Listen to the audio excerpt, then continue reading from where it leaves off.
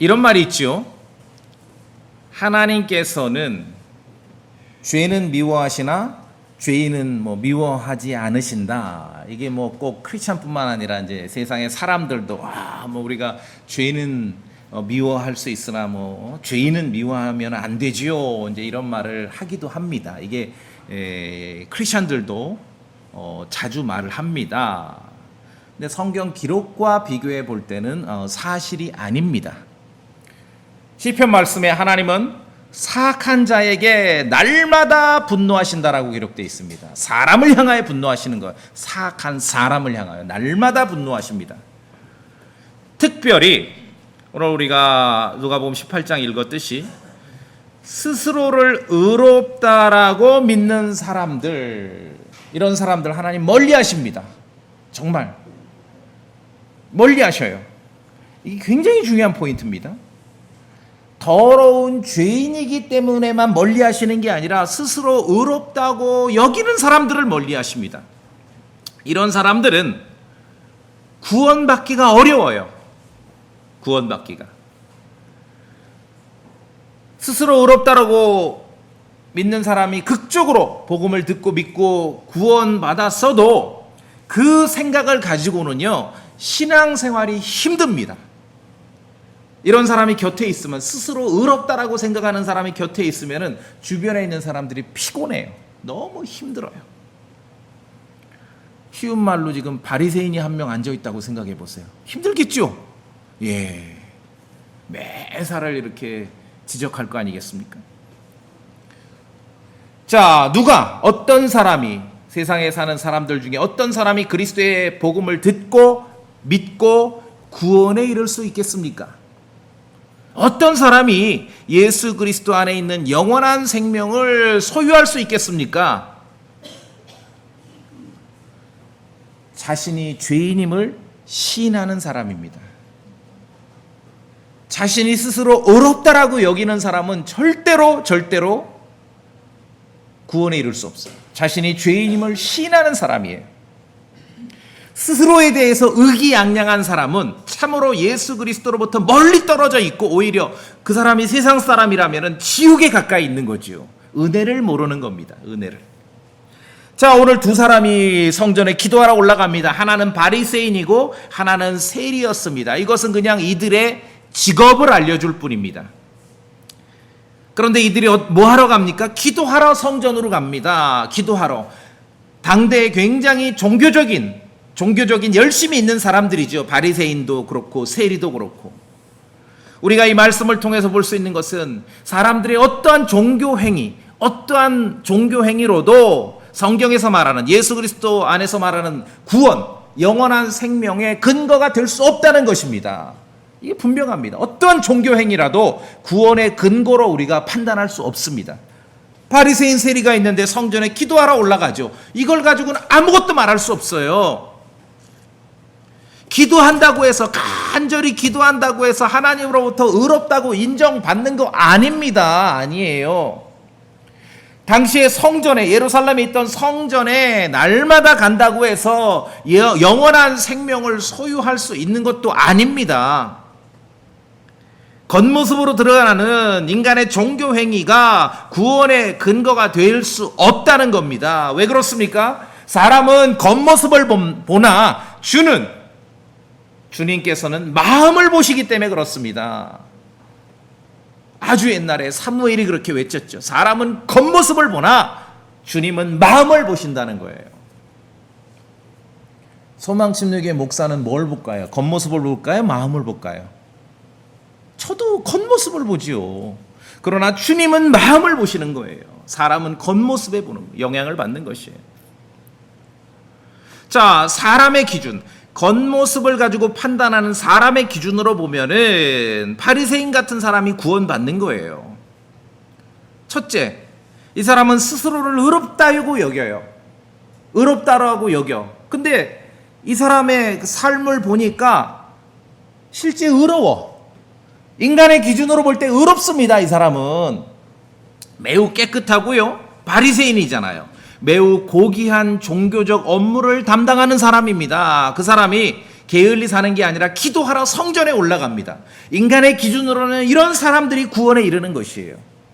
또한 인간의 사람의 기준으로 보면은요, 세리와 같은 사람이 구원받는 거예요.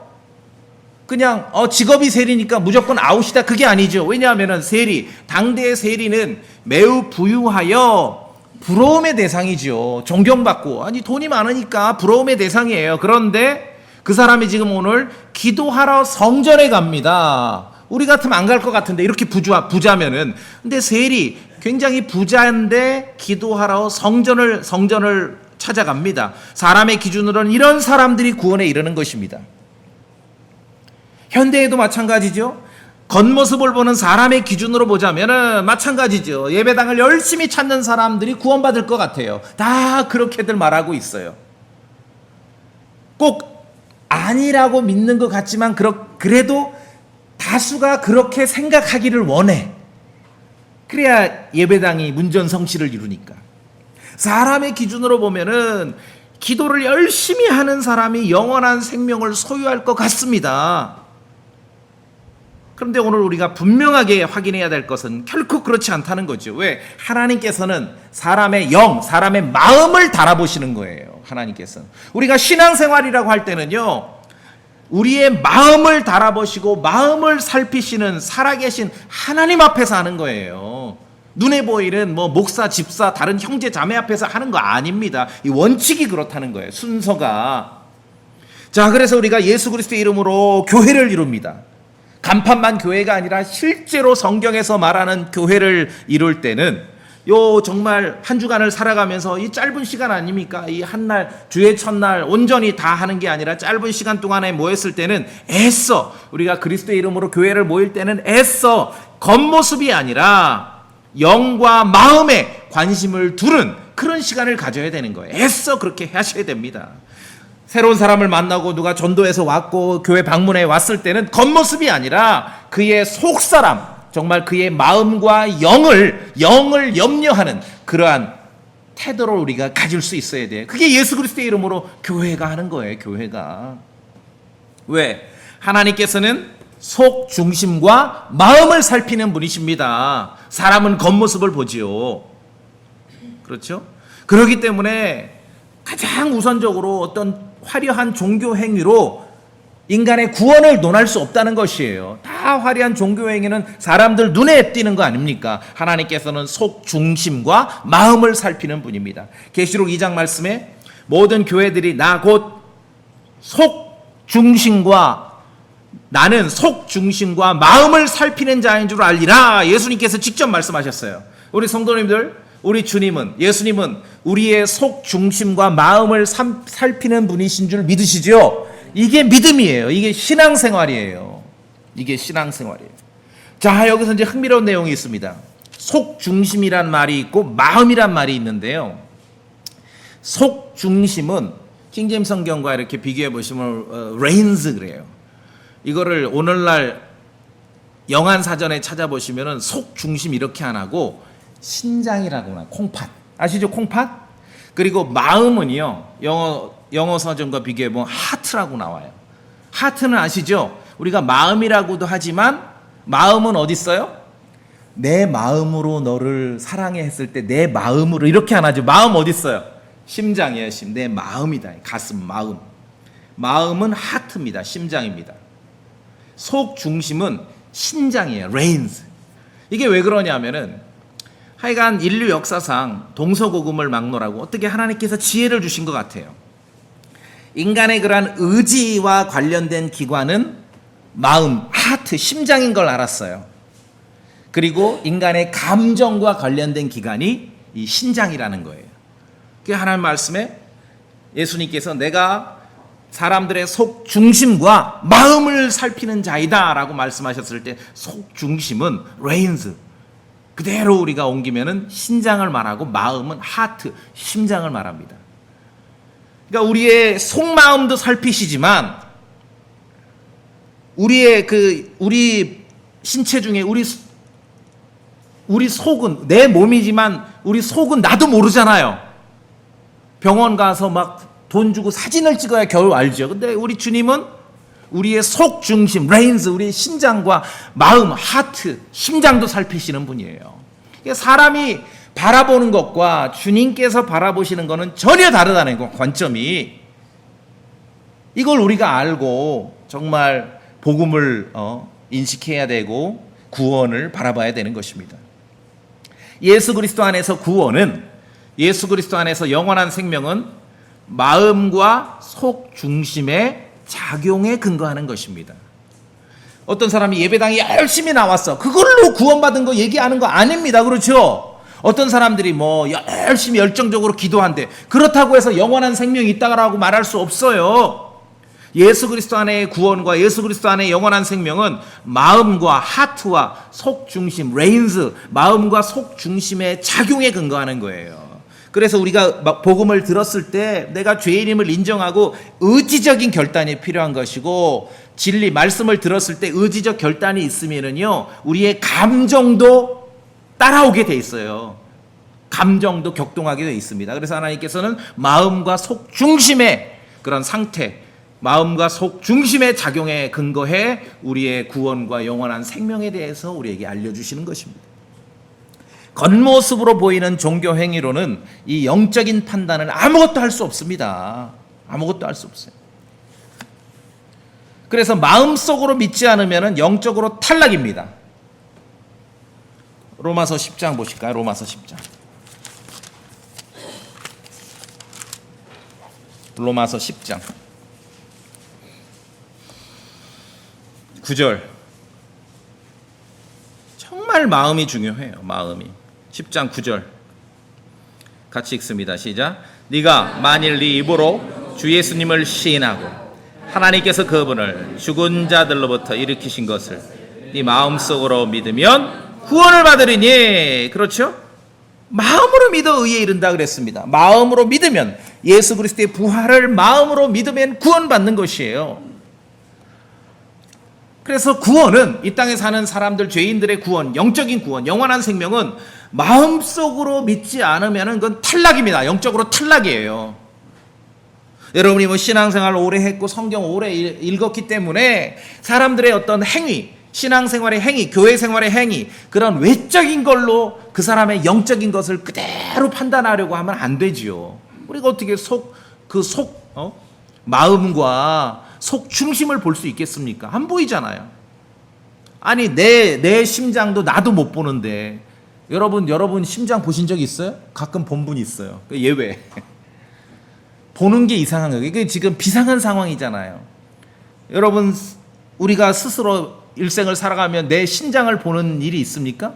물론 예외적인 경우도 있어요. 그거 별로 그렇게 평안한 상태 아니지 않습니까?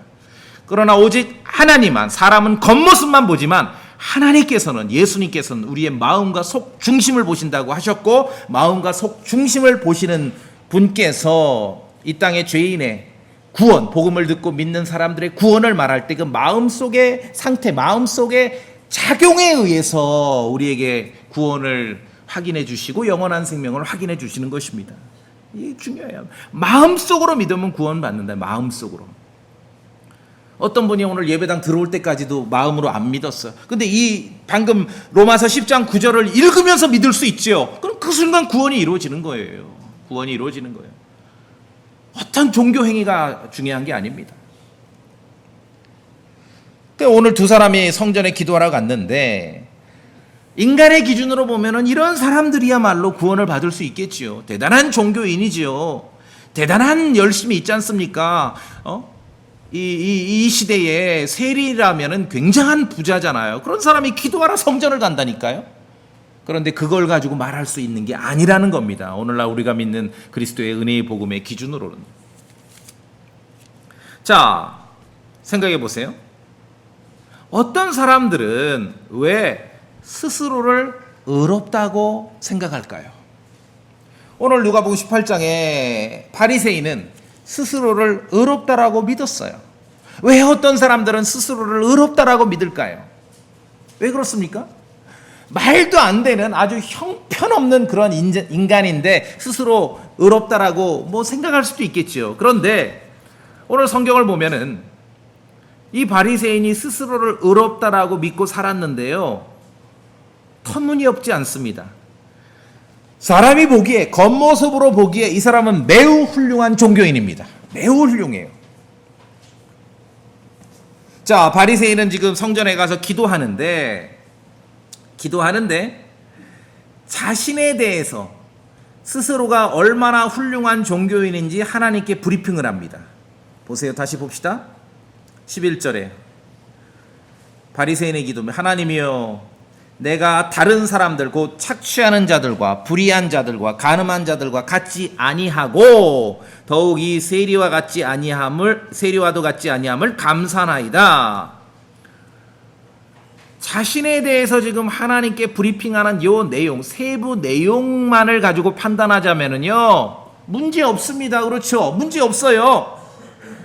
뭐 어디서 우리가 배운 건 있어가지고 뭐 바리새인이 종교 위선자라고 하니까, 아이 그럼 뭐 착취하는 거 해야 돼요? 뭐 불의한 자가 돼야 됩니까? 간음한 자가 돼야 됩니까? 아니죠. 이 바리새인이 기도하면서 자신에 대해서 묘사하는 거, 구체적인 내용을 보자면은 잘못되거나 모자람이 하나도 없습니다. 이 바리새인은 유대인으로서 철저하게 모세가 가르친 규범대로 사는 인물이었습니다. 예수님께서도 당시 바리새인들이 종교 위선자들이긴 하지만 그들이 지키라는 내용은 다 옳다라고 예수님께서도 말씀하셨어요. 마땅히 지금 이 시대에 은혜의 복음을 믿는 교회의 성도들도 이 바리새인이 자신에 대해서 브리핑하는 내용을 유념해서 살펴야 됩니다.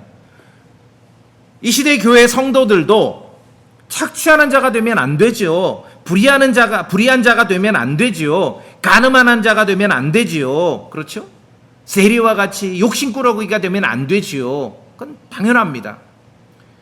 심지어 교회 성도들에게 이 시대에 여러 번 제가 찾아서 설명한 적이 있는데, 이런 사람들, 바리새인이 지금 자신에 대해서 말하는 이런 사람들이 교회에 있으면은 성경은 뭐라고 권면합니까? 멀리하라 그래요. 이런 사람들이. 그러니까 구체적으로 바리새인이 자신에 대해서 묘사하는 내용 자체가 잘못된 게 없어요. 이 사람은 철저히 율법을 지켰습니다. 또 12절에 보시니까 나는 일주일에 2번 금식하며 내가 소유한 모든 것에 11조를 드리나이다. 야, 21세기 한국 교회 이름난 열심을 다하는 그런 분들 비슷하죠? 훌륭한 종교인, 바리새인 같은 훌륭한 종교인은 사람의 기준으로, 겉모습으로 평가하는 인간의 기준으로 볼 땐 이 사람은 합격입니다. 이런 사람이 구원받지 않으면 누가 구원받겠습니까? 그렇죠? 그렇지만 우리가 성경을 통해 다시 한번 확인하셔야 됩니다. 영혼의 구원은 사람이 보는, 겉모습을 보는 사람의 기준으로 받는 게 아니라는 거지요. 기준으로 받는 게 아니에요. 이 바리새인 같은 사람을 우리가 따옴표로 표현하자면 이 종교 탈레반이, 기독교 탈레반 같은 사람들이거든요. 구원받기 힘들어요. 왜? 스스로를 의롭다고 여기거든요. 근데 스스로를 의롭다고 여기는 게 진짜 의로워. 사람 기준으로 보면 의롭다니까요. 지금도 현대에도 동네마다 이와 유사한 많은 종교인들이 있습니다. 열심을 다하죠. 하자가 없어요. 열심을 다하고 사람들에게 존경받고 동네마다 마을마다 십자가가 높이 달려있고, 그런데 왜 그리스도의 복음은 왜곡되며 복음의 자유를 누리는 사람은 극소수이며 그 구원의 확신을 가진 사람들은 적은가? 이것이 왜 그런가? 이거 현실이죠.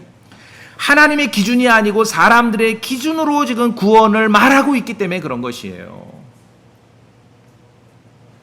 하나님 보시기에 의롭다고 인정받는 사람은 마음과 속 중심의 상태로 하나님께서 판정하셔서 인정받는 것이에요. 겉모습이 아니라. 누가복음 16장, 앞에 한 장 넘기신 16장 한번 봅시다. 16장 15절입니다. 16장 15절, 우리 성도님들이 한번 또박또박 천천히 읽어보시겠습니까? 누가복음 16장 15절입니다. 그분께서 시작.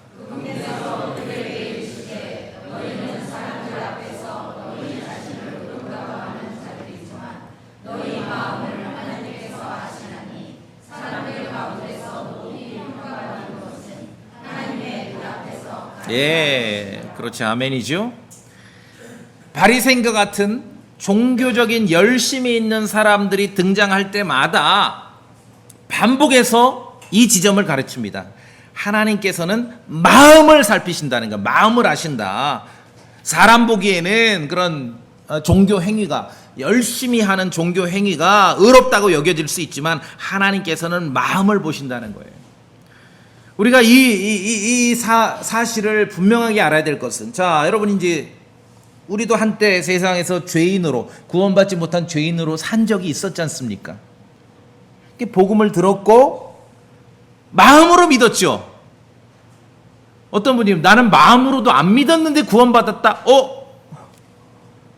심하게는 말을 못하겠지만 그 가짜예요.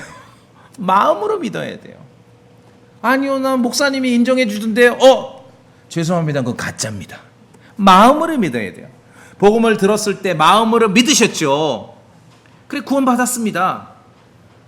그런데 우리가 되돌아보면은 내가 복음을 듣고 예수 그리스도를 구원자로 믿고 그분의 십자가의 죽으심과 또 부활하심을 마음으로 믿겠다라고 그렇게 결심하는 순간, 의지와 관련된 우리 기관이 있다 그랬대. 하트, 마음, 심장, 그렇죠? 결심한 순간, 오늘 이 본문 성경을 근거로 하자면은 그 순간 우리가 뭐 논리적으로 그때 뭐 문장을 만들어서 생각했을 수 있고 안 했을 수 있는데, 복음을 듣고 믿으면서 구원받는 순간, 저도 그렇고 여러분도 그렇고 그 순간 구원이 필요한 죄인이라는 사실을 인정했기 때문에 구원받은 거예요. 그렇죠? 난 그런 적이 없는데. 그럼 지금 다시 하셔야 돼요. 이게 논리적으로 내가 그렇게 뭐 이렇게 설명을 그 순간 했을 수도 있고 안 했을 수도 있지만, 복음을 들었을 때 하나님 말씀 앞에서 내가 정말 구원자가 필요하다, 예수 그리스도의 보배로운 피로 죄 용서를 받아야 될 그런 죄인이라는 것을 마음으로 인정했기 때문에 하나님의 은혜가 나에게 임한 거예요. 여러분, 그렇게 되신 거죠? 예, 이게 중요해요. 마음으로 믿는 거예요. 그래서 우리가 그런 경험이 있었기 때문에 또 아직 구원받지 못한 죄인들에게 복음을 전할 때 마음으로 믿는 복음을 전해야 되는데, 어떻게 인간적으로 겉모습을 따지는 인간의 기준으로 종교 행위를 자꾸 요구할 수 있겠습니까?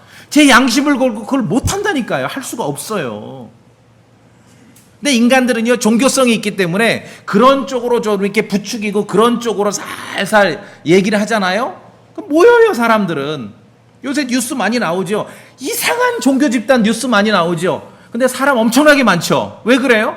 원래 그래요. 종교 행위라는 것은 사람들 이 육신을 자극해서 호기심을 갖게 돼 있는 거예요. 그런데 가지고 마음으로 믿어야 되는데 그러면 아마 다 그 사람들 해산할 거예요. 무슨 소리냐? 하나님께서는 우리의 마음을 아시고 마음을 평가하시는 분이에요. 그래서 우리가 죄인으로 살다가 그리스도의 복음을 들었습니다. 믿었어요. 구원받을 때 내가 예수 그리스도 구원자가 필요한, 정말 십자가에 흘리신 보배로운 피로 죄사함 받아야 될 죄인임을 다 인정했기 때문에 구원받은 것이에요. 그게 안 됐다면 그거는 가짜죠, 가짜. 그래서 스스로 의롭다고 여기면, 이 바리새인은, 오늘 성전에 올라가 기도하는 바리새인이 그의 종교 행위가 그게 정말 착취하지도 않고 불의하지도 않고 간음하지도 않고 일주일에 2번 금식하고 모든 거에 11조하고 이거를 잘못됐다고 말하는 게 아니에요. 스스로를 하나님 앞에서 의롭다고 여기는 거예요. 자기가 자기 삶을 딱 돌아보니까 자기는 율법 기준에 보니까 하자가 없거든요. 그러니까 기도를 하는데 하나님께 나가면서 자신이 어떤 사람인지를 지금 오히려 브리핑을 하고 있지 않습니까? 스스로를 의롭다고 여기면 결코 구원받을 수 없습니다. 그럼 우리가 이 지점을 안다면은 사람들을 만나 복음을 전할 때 무엇을 강조해야 될지 아시겠죠? 무엇이 필요한지를 우리가 알아야 돼요.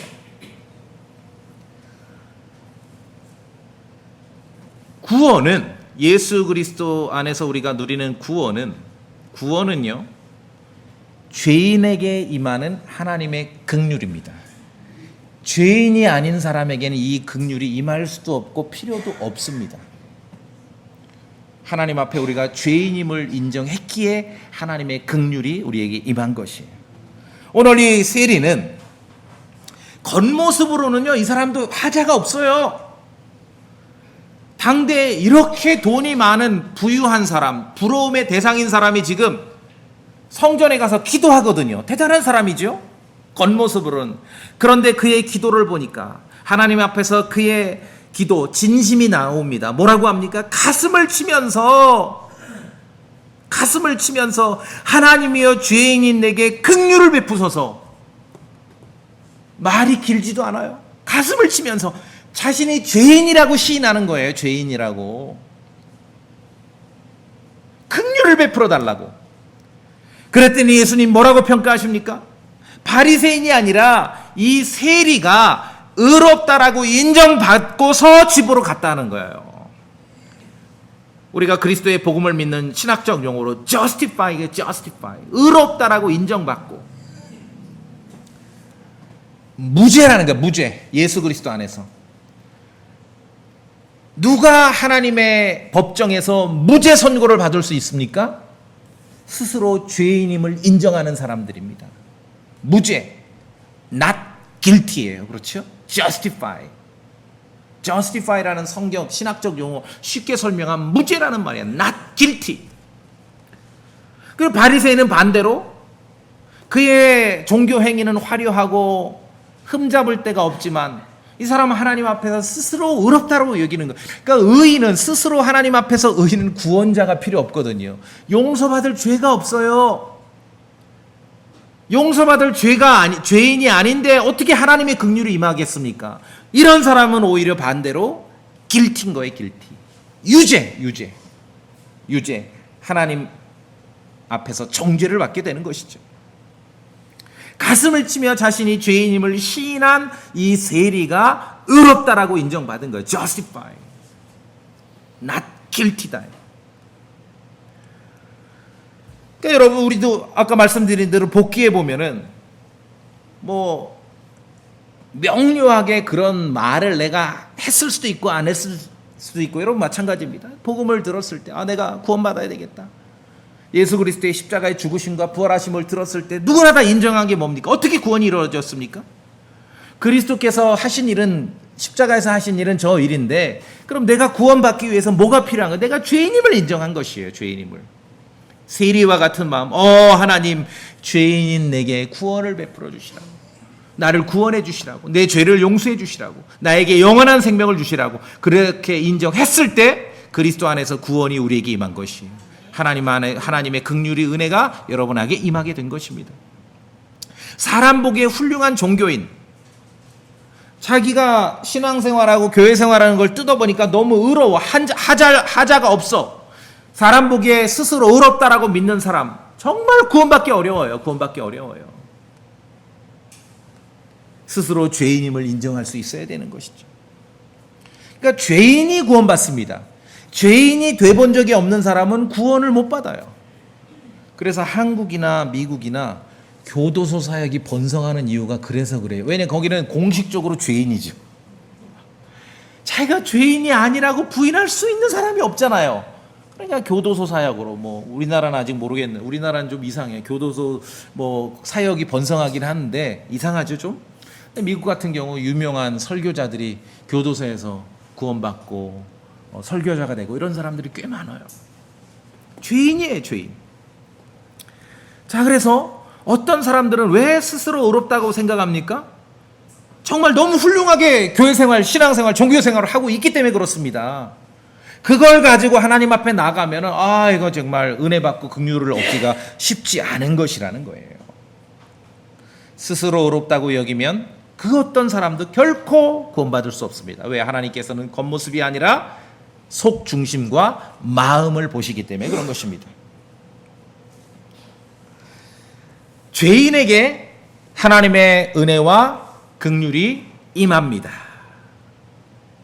죄인임을 인정하지 않는 사람에게는 임할 수 없습니다. 자, 그래서 우리 성도님들이 이제 복음을 전하실 때 죄인인 줄도 모르고 죄인임을 인정하지도 않는 사람, 하나님 앞에서 나는 아무 문제 없어. 내가 모태신앙이고 열심히 11조 생활했고 주일 성수했고 내가 왜 죄인이냐. 죄인임을 인정하지 않는 사람에게 자꾸 복음을 강요하면서 믿으라 하면 어떤 일이 벌어지냐면은 딱히 내가 그렇게 꼭 필요한 건 아닌데 네가 하도 나에게 믿으라고 하니까 그냥 내가 한번 믿어줄게. 이렇게 해서 가짜가 된 사람들이 굉장히 많아요. 제가 우리 성도님들 앞에서 도전하는 것은 각자의 삶이 있지 않습니까? 각자의 신앙의 히스토리가 있지 않습니까? 정말 복음을 듣고 내가 예수 그리스도를 믿는다고 했을 때 여러분 스스로가 예수 그리스도의 보배로운 피로 죄 용서 받아야 될 죄인임을 인정하셨죠. 그렇죠? 죄인에게 하나님의 긍휼이 임한 거예요. 근데 나는 내가 죄인이라는 소리 한 번도 들어본 적이 없어요. 그러면 오늘 새로 하셔야 돼요. 새로 믿으셔야 돼요. 죄인이 아닌데 어떻게 죄 용서가 그 사람에게 복음이 될 수 있겠습니까? 이 현대화된 기독교가, 세속화된 기독교가 이 얘기를 안 해요. 왜냐하면 죄인이라 하면 기분 좋아요, 나빠요? 그러니까 이 얘기를 안 해. 그냥 믿으면 좋다, 오면은 좋다, 찬양과 경배하고 좋다더라. 사람도 많이 만나더라. 아니요. 누가 구원받습니까? 죄인임을 인정하는 사람이 구원받는 거예요, 하나님 앞에서. 이게 복음을 전하는 거죠. 죄인이 돼본 적이 없다면은 성도도 될 수 없습니다. 우리가 그냥 사람이 모이니까 예의상 서로 이렇게 불러주고 그렇게 호칭할지언정 하나님 앞에서는 복음을 들었을 때 죄인이 돼본 적이 없는 사람이라면 성도도 될 수 없는 것이에요. 죄로부터 돌이킨 적이 없고서는 결코 하나님의 자녀가 될 수 없는 것입니다. 복음을 믿는다고 하고 우리가 신앙생활 한다고 하면서 우리의 삶을 한번 되돌아볼 필요가 있습니다. 구약시대에 다윗 왕이 있습니다. 매우 훌륭하지요. 정말 한두 건 문제 빼놓고는 지적할 일이 없습니다. 그러나 다윗 왕이 밧세바 사건 이후에 나단이라는 대언자가 와서 다윗을 책망했습니다. 다윗은 참으로 겸손한 사람이에요. 그 책망을 듣고 시인합니다. 인정합니다. 시인해요. 죄인임을 시인하고 그리고 다윗은 목숨을 건집니다. 구약이 기록됐지요. 나단의 책망을 들었을 때 내가 주께 죄를 지었노라. 참으로 담대하고 용기 있는 그런 발언이지요. 세상에 구원받지 못한 죄인, 복음을 필요로 하는 죄인이든 구원받고 신앙생활하는 성도든 하나님 앞에서는 이러한 태도가 필요하다는 거예요. 내가 주께 죄를 지었노라. 내가 시편 51편 말씀에 내가 내 범법들을 시인하오니 내 죄가 항상 내 앞에 있나이다. 다윗 왕은 이렇게 시인하고 목숨을 건졌습니다. 자, 어떠한 죄를 졌든지 간에 하나님 앞에 시인했죠. 죄인임을 인정했습니다. 그러면 하나님의 긍휼이 임하는 거예요. 하나님께서 좋아하세요. 왕이라도, 한 나라의 왕이라도 자신이 죄를 지었음을 시인하고 돌이켰을 때 하나님의 은혜와 긍휼이 그에게 임한 것입니다. 구원이 필요한 죄인이든 복음을 믿고 성도로 살아가는 하나님의 자녀이든 이러한 태도는 항상 필요한 것이에요. 하나님 앞에서 내가 주께 죄를 지었노라. 한 주간 살아가시면서 세상 돌아가는 거 관심 많으셔서 여러분 뉴스 이런 거 많이 보시잖아요. 세상 돌아가는 거. 제가 좀 절반으로 끊었어요. 내 정신 상태에 도움이 안 돼. 그렇게 세상에서 똑똑하고 잘났고 유명하고 권세 있던 사람들이 한 사람도 이럴 땐 다운표 치고 어느 놈 한 놈도 내가 죄를 지었다라고 시인하는 사람이 없어요. 그런 걸 자꾸 접하면 여러분 신앙생활에 도움이 안 돼요. 이건 우리의 길이 아닙니다. 우리의 길이 아니에요. 제가 목회자지만 설교자지만 어떤 성도가 와서 형제자매가 와서 이렇게 얘기를 해. 들어보니까 타당해. 그러면 즉시 태세전환하며 인정해요. 내가 죄를 지었다. 다윗의 훌륭한 점은 다윗은 의로운 일을 했고 율법에 맞춰서 살았던 삶도 물론 있지만 다윗 왕의 훌륭한 점은 밧세바 사건 이후에 설교자의 책망을 듣고 내가 주께 죄를 지었다라고 시인한 것입니다. 내가 내 본법들을 시인하오니 내 죄가 항상 내 앞에 있나이다라고 인정한 것입니다. 세상의 죄인이든 교회의 성도든 이러한 태도를 견지할 때 하나님께서는 좋아하시고 은혜를 베푸시고 긍휼을 베푸시는 것입니다. 세속화된 복음에 있어, 세속화된 교회에 있어서 왜 영적인 파워가 사라지고 있습니까?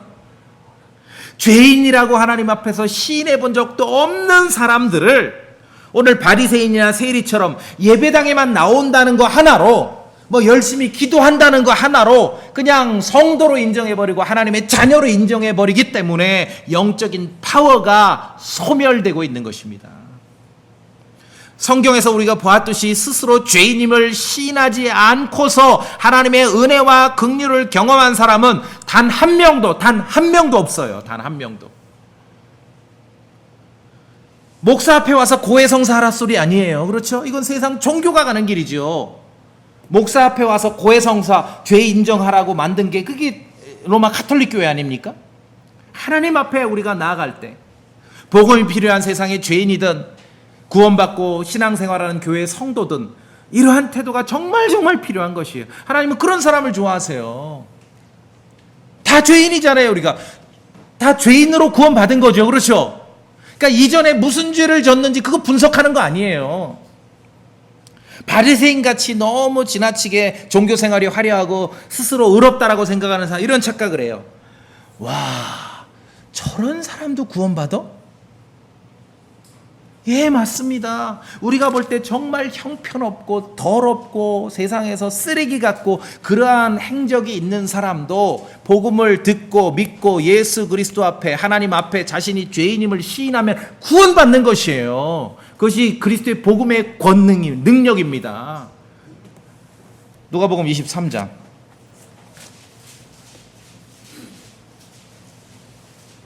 누가복음 23장. 십자가에 예수님 달리셨을 때 좌우에 강도들이 함께 달렸죠.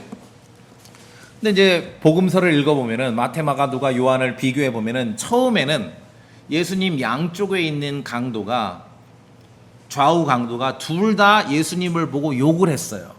그 말은 뭐냐면은 이들의 인생이 어떤지 우리가 추정 가능해. 정말 지독하게 못된 인간들이구나. 아니, 지들도 지금 십자가에 달려서 고통스럽게 죽어가면서 가운데 계신 예수님을 향해 욕해요. 그런 사람이 있죠. 괜히 낯선 사람만 보면 욕하는 그런 인간들 있잖아요. 아주 지독하게 못된 사람이에요. 그런데 그 중에 시간이 좀 지나고 십자가에서 한 6시간 동안 고통받다 숨을 거두거든요. 그 고통스러운 6시간 동안에 한쪽 편 강도에게는 큰 변화가 일어납니다.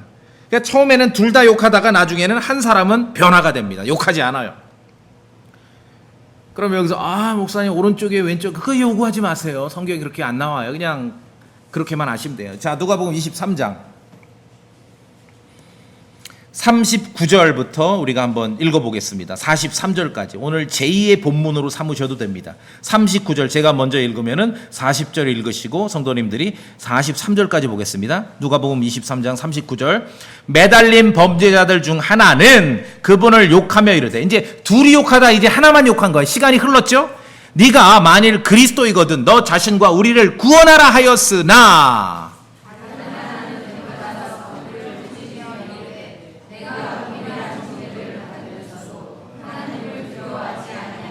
예, 몇 시간 동안의 고통스러운 시간이 지나고 한 사람은 지금 바뀌었죠? 바뀌었어요.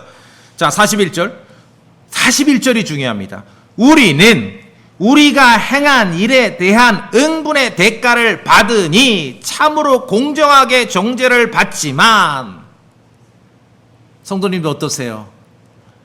이 사람 지금 스스로 죄인임을 시인하는 거죠? 이 사람은 어떤 부당한 일도 행하지 아니하였느니라 하고, 42절 시작.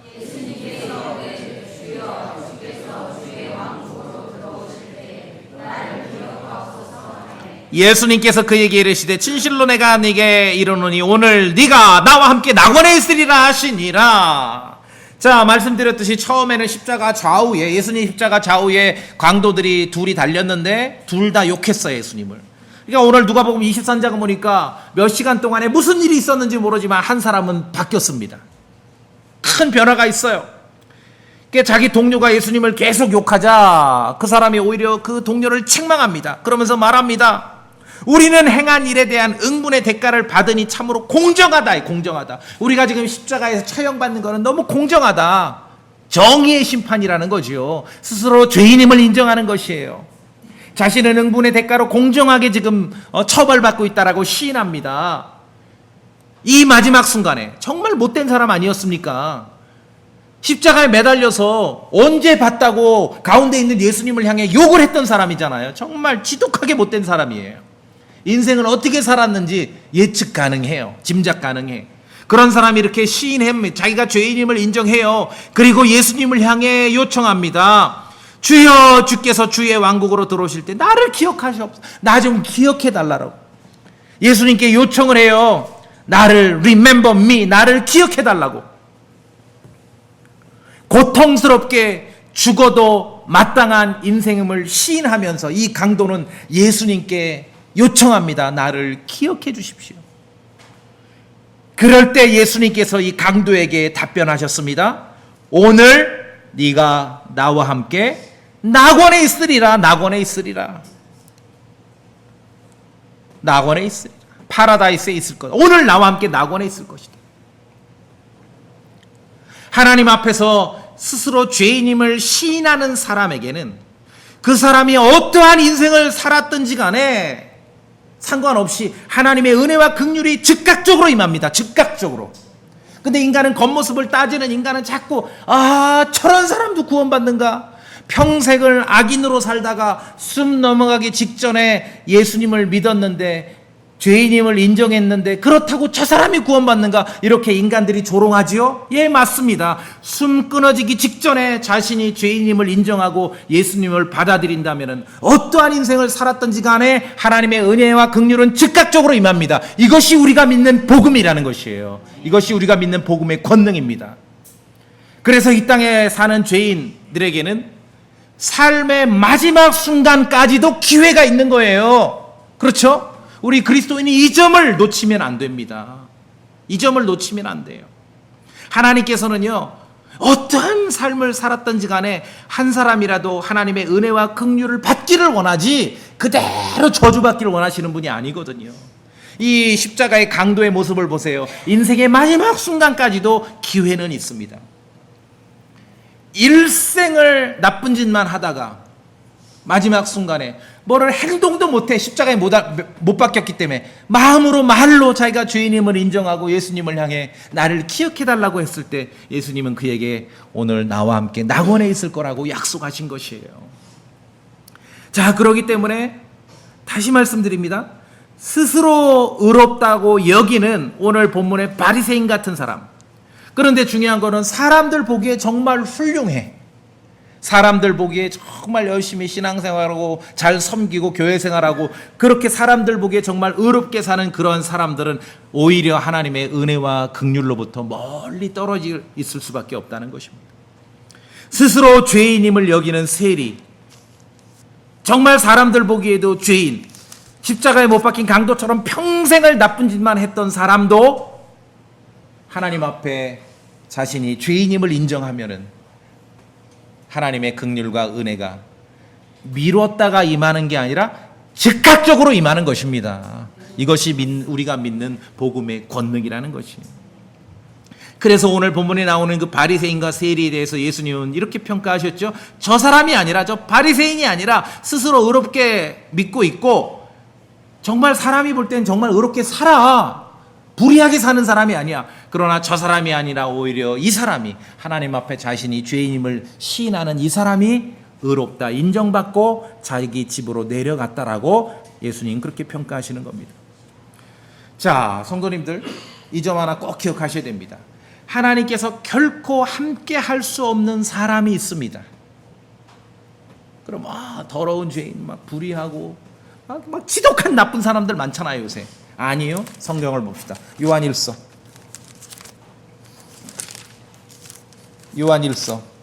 1장 10절입니다.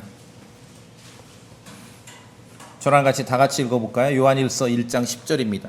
하나님께서 결코 함께할 수 없는 사람이 여기 있습니다. 1장 10절 소리내 읽어보겠습니다. 시작. 만일 우리가 죄를 짓지 아니하였다고 말하면 우리가 그분을 거짓말쟁이로 만들며 따라서 그분의 말씀이 우리 안에 있지 아니하니라. 하나님을 거짓말쟁이로 만드는 사람하고 어떻게 하나님이 함께 하실 수 있겠습니까? 그 사람은 누굽니까? 나는 죄진 적이 없어. 죄진 적이 없어.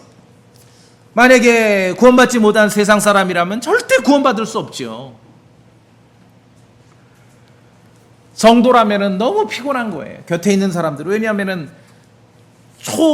하이퍼 정통 바리새인이 여기 예배당에 한 명 앉아 있는 거거든요. 곁에 있는 사람들이 너무 피곤한 거지. 죄 지은 적이 없다라고 주장하는 사람은 하나님께서 함께 할 수 없는 사람입니다. 예수님께서는 의로운 자를 부르러 오시지 않으셨습니다. 죄인들을 불러 회개하게 하려고 오신 것입니다. 따라서 죄 지은 적이 없다라고 말하는 사람은 결코 하나님과 함께 할 수 없는 사람이죠. 우리가 구원받았다는 게 뭡니까? 하나님 앞에서 죄인임을 시인했다는 거예요. 그 순간. 그래서 구원이 이른 거예요. 누가 은혜로 값없이 의롭다라고 인정받을 수 있습니까? 내가 정말 자신이 구원이 필요한, 그 하나님의 긍휼이 필요한 죄인임을 시인하는 사람이에요. 시인하는 사람. 그러한 태도가 세상의 죄인에게도 필요하고 구원받은 교회의 성도들에게도 필요하다는 거예요. 그런 마음가짐은 너무너무 필요합니다. 하나님께서는 그리스도를 믿은 사람들을 의롭다라고 인정하실 때 그 근거는 그 사람의 죄인의 어떤 더러운 죄의 언행이 아니라 정말 그 마음의 믿음이라는 것이죠. 사람들은 겉모습에 집중하고 그런 언행에 집중합니다. 그러나 우리는 우리의 속 중심과 마음을 살피시는 하나님이 어떠한 관점을 가지고 계신지를 알고 집중해야 되는 것입니다. 사람들의 판단 기준과 하늘에서의 판단 기준은 전혀 다릅니다. 하나님 앞에서 자신이 죄인임을 시인하는 사람, 그리고 그리스도의 복음을 믿는 사람은 말씀드렸듯이 무죄 판결이 나는 거예요. Not guilty. 그럼 사람들이 와서 따져요. 바리새인 같은 사람. 이런 사람도 구원받느냐? 맞습니다. 그런 사람도 구원받는 것이 그리스도의 보배로운 피의 권능이라는 것이죠. 반대로 스스로 의롭다고 믿으며 자신의 의로움을 내세우는 사람들은 오히려 하나님 앞에 갔을 때 guilty예요. 유죄 판결 받기가 쉽습니다. 그리스도를 믿는 믿음으로 죄인은 의롭다 인정받는 것이고, 내가 죄인임을 인정했을 때 그리스도를 믿지 않는 세상에서의 의로운 사람은 오히려 정죄를 받게 되는 것이죠. 하나님 앞에서 죄인이 돼 보신 적이 있으세요? 여러분, 인생을 걸고 하나님 앞에서, 말씀 앞에서 죄인으로 시인해 보신 적이 있냐고요. 예수 그리스도 안에서 죄 용서는 죄를 지은 죄인만 경험할 수 있습니다. 스스로 의롭다 여기는 사람은 결코 하나님의 용서를 체험할 수 없습니다. 죄인인 줄 모르면서 구원받을 수 있는 사람은 단 한 명도 없습니다. 그래서 말씀드렸듯이 스스로 의롭다 여기는 사람에게 자꾸 믿으라 강요하면은 회개 없는 구원이 될 수 있어요. 이상한 게 나오는 거예요. 누가복음 15장에 잘 아시지 않습니까? 그 유명한 탕자, 가출했던 둘째 아들이 죄인임을 시인했을 때 아버지 앞에 나와서 아버지, 내가 하늘을 대적하여 죄를 지었고 아버지 눈앞에서 죄를 지었나이다. 얘가 돈 가지고 와서 무슨 짓을 했는지는 중요하잖아요. 아버지가 그거 따져 묻지 않습니다. 죄인임을 시인했을 때 이 둘째 아들은 아버지의 용서와 긍휼을 체험하게 된 거예요. 언제? 즉각적으로. 내가 죄인입니다. 죄를 지었습니다. 라고 시인하자 아버지는 달려가서 그 둘째 아들을 안아주었습니다. 이것이 긍휼입니다. 긍휼. 자꾸 사람들은 따져요. 근데 다음 주에 오면 이제 묻는 거죠. 둘째 아들 딱 불러서 돈 가지고 뭐 했어? 이거는 복음을 모르는 사람들이 하는 얘기예요. 어떻게 이런 자가 구원받을 수 있냐? 그런 말 하면 안 돼요. 복음을 믿는다면, 하나님의 은혜와 긍휼을 안다면 그런 말 하면 안 되죠. 하나님께서는 스스로 의롭다고 믿는 죄인, 의롭다라고 믿는 사람은 정말 그 의롭다라고 믿는 사람을 향해 아까 말씀드렸듯이 날마다 분노하시는 거예요. 하나님께서 사악한 자에게 날마다 분노하십니다. 예수 그리스도 안에서의 구원은 죄의 용서를 받는 것이죠. 우리가 용서받아야 될 죄인이었음을 시인하는 것이, 죄인임을 시인하지 않는데 누가 구원받을 수 있겠습니까? 온갖 종교 행위가 아니라 오직 복음을 믿는 죄인에게 하나님의 은혜와 긍휼이 임하고 있다는 것입니다. 우리 성도들이 이 점을 기억하셔야 돼요. 우리가 과거에 구원받았다면 그런 체험 위에 우리가 성도가 되었고 하나님의 자녀가 되었습니다. 하나님 앞에서 죄인이라는 시인은 구원이 필요한 세상 사람이나 구원받은 교회의 성도에게 똑같이 필요합니다. 우리 역시 하나님 앞에 나아갈 때 참으로 하나님의 긍휼과 은혜가 필요한 죄인의 심정으로 나가야 함을 기억하시기 바랍니다. 그렇게 하시겠습니까? 다 같이 기도하시겠습니다.